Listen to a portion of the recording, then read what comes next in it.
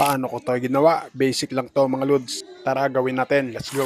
Halimbawa po nakagawa na po tayo ng video katulad ng ginagawa ko dyan. I-timing po natin yung habang nasa ere pa yung ating karakter. Stay lang po natin dyan yung playhead o yung puting guhit na yan. I-tap po natin para ma-highlight. Saka po natin piliin yung split sa baba. Then i-tap po natin yung zoom icon na nasa gilid. Saka po tayo mag-screenshot dito.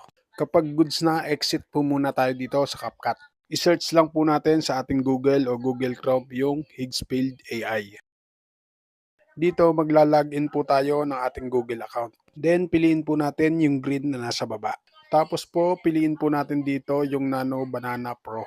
Then itap po natin yung choose image. Dito po natin ilalagay yung atin in-screenshot kanina. Habang nag-uploading po yan, ilagay na po natin sa 9:16 ang aspect ratio niyan. Tapos po yung sa 1K niyan, gawin po nating 2K.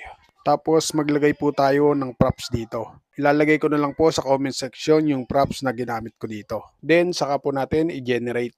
Kapag nag-generate na po yan, ganyan na po ang kakalabasan yan. Saka po natin itap yung mismong image. Then saka po natin i-download. Automatic po mapupunta na po yan sa ating gallery. Kung goods na, balik po tayo. Dito piliin po natin yung create video. Tapos po dito sa start frame, lagay po natin yung in-screenshot natin nung una. Then dito sa add frame, i-add po natin yung kakagawa lang po natin dito sa Higgsfield. Then maglagay po tayo ng props dito. Lalagay ko na lang din po sa comment section yung props na ginamit ko rito. Ayun po, kapag nagkaroon po ng ganyang pula, palitan lang po natin yung model ng Kling. Piliin po natin yung Kling 2.1.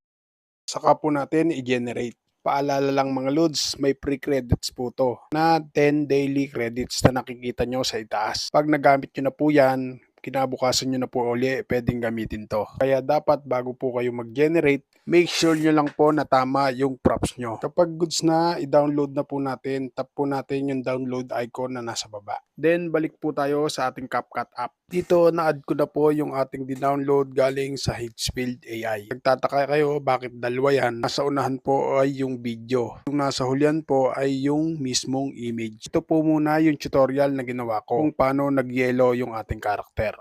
Sana nasundan at sana nakatulong. At kung nakatulong, pakishare mo naman ang video ito para makatulong din po sa iba. Paano mga lods? Peace out!